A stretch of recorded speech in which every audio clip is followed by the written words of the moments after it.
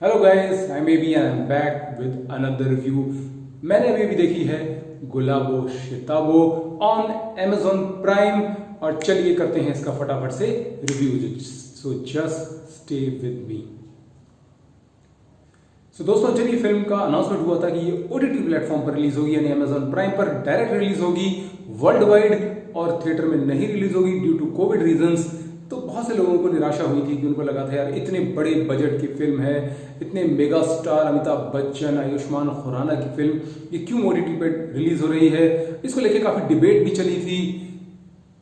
लेकिन फिल्म देखने के बाद दोस्तों सच बताऊं, मुझे कॉन्ग्रेचुलेशंस कहना पड़ेगा शुजित सरकार को कि उन्होंने बिल्कुल सही फैसला लिया और उसको थिएटर में रिलीज नहीं किया, क्योंकि आई एम वेरी श्योर कि ये सिर्फ क्लास ऑडियंस के लिए बनाई गई फिल्म है। उन्हीं में कुछ लोगों को ये पसंद आती, क्रिटिकल अक्लेम भी शायद थोड़ा बहुत उनको मिल जाता, लेकिन ओवरऑल ये फिल्म थिएटर पे बिल्कुल भी अच्छा नहीं करती। हो सकता है एक एवरेज कलेक्शन के साथ एक एवरेज फिल्म बन के रह जाती, जो कि अमिताभ बच्चन, सुपरस्टार अमिताभ बच्चन के लिए तो कोई फर्क नहीं पड़ता, पर हाँ जरूर आयुष्मान खुराना के कैरियर पर एक हल्का सा झटका लग सकता था। तो शुजित सरकार ने बहुत सोच समझकर एक सही फैसला लिया और फाइनली OTT पर रिलीज करके अपना हाथ झाड़ लिया। अब OTT पे फिल्म हिट है या फ्लॉप है ये कहना बहुत मुश्किल होता है, और जितना पैसा फिल्म में लगा होगा, वो जितने भी कमर्शियल टर्म्स उनके रहे होंगे, वो सारा उन्होंने ऑलरेडी रिकवर कर लिया है। तो ओवरऑल प्रोड्यूसर्स के लिए और डायरेक्टर के लिए ये एक विन विन सिचुएशन रही होगी। चलिए बात करें फिर ऑडियंस की और इसकी कहानी की। कहानी है मिर्जा साहब की, जो रहते हैं लखनऊ की एक फातिमा महल नाम की एक बड़ी हवेली में, जो 100 साल 200 साल पुरानी हवेली है, जर्जर हालत में है, अपनी बेगम के साथ, और साथ में हैं उनके कुछ चटपटे किराएदार। अब ये किराएदार किराए के नाम पे मुश्किल से 20, 30, 50, 100 रुपए देते हैं, और ना किराया बढ़ाने देते हैं, और किराया भी ना के बराबर कभी दिया कभी नहीं दिया। यहीं पर हमारा मेन हीरो बाके भी किराएदार है, जो प्ले किया है आयुष्मान खुराना ने, और वो भी बेचारे बहुत ही बुरी हालात में हैं। उनकी कोई खास कमाई हो नहीं रही है, पढ़े लिखे भी वो ज़्यादा नहीं हैं, अपनी बहनों के साथ, अपनी माँ के साथ वो उसी में रहते हैं, और महीने का 30 रुपया किराया बनता है, वो भी वो नहीं देते हैं। तो कहने का मतलब 2-3 महीने से उन्होंने कोई किराया नहीं दिया है। अब जो मिर्जा साहब हैं वो हैं बेहद कंजूस, और एक एक रुपये पर उनकी निगाह रहती है, और वो इन किराएदारों से बेहद परेशान हैं। उनकी लाइफ का सिर्फ एक गोल है कि कैसे ना कैसे चमड़ी जाए पर दमड़ी ना जाए, मतलब कि वो अपनी बेगम के मरने का इंतजार कर रहे हैं कि वो मरें और ये हवेली उनके नाम हो जाए। इस प्रेमाइस पर, इस प्लॉट पर बनी है ये फिल्म, जो लिखी है जूही चतुर्वेदी ने। अब प्लॉट सुनने में इंटरेस्टिंग लगता है, ऐसा लगता है कि किराएदार मकान मालिक की काफ़ी नोकझोंक होगी, काफ़ी कॉमेडी आएगी, लोगों को मज़ा आएगा, इंटरेस्टिंग सीन्स होंगे। बट अफसोस ओवरऑल फिल्म के अंदर बहुत ही कम सीन्स ऐसे हैं, बहुत ही कम ऐसे मोमेंट्स हैं जहाँ पर वाकई आपको मज़ा आएगा या वाकई आपकी हंसी निकलेगी। अदरवाइज ओवरऑल फिल्म बहुत ही ब्लैंड तरीके से चलती है, धीरे धीरे धीरे धीरे अपनी स्पीड पकड़ती है। शुरुआत में हमको ऐसा लगता है कि कुछ इंटरेस्टिंग होने वाला है, बट शुरू के आधे घंटे में फिल्म जिस तरीके से बिल्ड हो जानी चाहिए थी वो नहीं हो पाती है। हमें कैरेक्टर से मिलवाया जाता है, हमें उनकी दुनिया दिखती है, हमें हवेली दिखती है, हमें वो पता चलता है सबके हालात क्या हैं, लेकिन क्योंकि ये फिल्म एक कॉमेडी फिल्म है तो उसमें वो जो कॉमेडी का पंच होना चाहिए था, जो तगड़ा पंच होना चाहिए था, वो जो डायलॉग्स आने चाहिए थे, जो सिचुएशन सिटकॉम होना चाहिए था, कुछ भी होना चाहिए था, ऑडियंस को मजा आना चाहिए था, एंटरटेन होना चाहिए था, वहां पर ये फिल्म लैग कर गई, वहां पर कमी रह गई, क्योंकि ऑडियंस एंटरटेन नहीं हो पा रही है।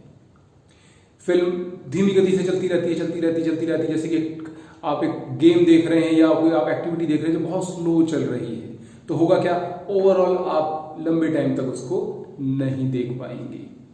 मैं तो जानना चाहता हूं कि आखिर मेकर्स ने इतना स्लो फिल्म को क्यों रखा। आज की दुनिया में जहां पर इतनी डिस्ट्रैक्शंस हैं कि अगर जरा सा भी आप अपना फोकस लूज करते हैं, जरा सा भी फिल्म में इधर उधर कुछ होता है, लोग अपना मोबाइल पकड़ लेते हैं, लोग इधर उधर देखने लगते हैं, कुछ नहीं तो आंखें बंद कर लेते हैं। यहां पर आप बिल्कुल भी चांस नहीं ले सकते। आपको हमेशा ऑडियंस को एक्साइटेड रखना है, एनर्जाइज रखना है, कुछ ना कुछ इंटरेस्टिंग थ्रो करते रहना है ताकि ऑडियंस आपके साथ बनी रहे।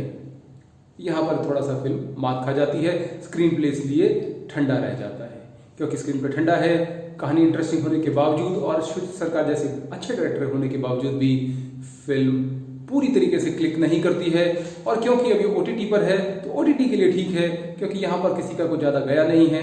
अपने घर पे आराम से लेट के, बैठ के, सोते जागते, मोबाइल पे कहीं पे भी आप ये फिल्म देख सकते हैं। नहीं आया, बट ये एक बुरी फिल्म नहीं है, ये एक एवरेज फिल्म है, ये एक ओके फिल्म है जो OTT के लिए बिल्कुल बेस्ट है। आप OTT पे इसका मजा ले सकते हैं। बात करें फिल्म के परफॉर्मेंसेस की, एक्टिंग सबकी ज़बरदस्त है, सबकी शानदार है, सबने अपने काम को बहुत बढ़िया तरीके से निभाया है। चाहे वो आयुष्मान खुराना हो, चाहे अमिताभ बच्चन हो, चाहे उनके बाकी जितने भी कैरेक्टर्स हैं, सब ने उसको सपोर्ट किया। बल्कि कई कई जगह तो जो सपोर्ट कैरेक्टर्स हैं उन्होंने बेहतरीन काम किया है। इन द सेंस उन्होंने आपको हंसाया है अपने पंचेस से, अपनी टाइमिंग से। बट जैसे कि कहते हैं कि कोई भी कैरेक्टर स्क्रीन प्ले से ऊपर नहीं उठ सकता, तो वहाँ पर वो कमी रह जाती है। और ओवरऑल परफॉर्मेंस लेकिन सबके अच्छे हैं। बात करें डायरेक्शन की तो श्रुति सरकार का डायरेक्शन अच्छा है।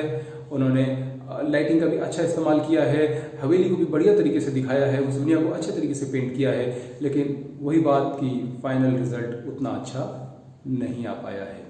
क्रिटिकली ये फिल्म को रिव्यूज़ अच्छे मिल सकते हैं, क्रिटिकली लोग बोल सकते हैं हाँ ये तो क्लास ऑडियंस के लिए है, लेकिन इंडिया बहुत बड़ा देश है, सिर्फ क्लास ऑडियंस पे फिल्म नहीं चल सकती है। आपको सबको साथ लेके चलना पड़ेगा। एक बात मैं फिल्म के लिए कहना चाहूँगा, इसकी सिनेमाटोग्राफी अच्छी है, कलर ग्रेडिंग भी अच्छी की गई है फिल्म की, जो फिल्म को एक अट्रैक्टिव लुक देती है।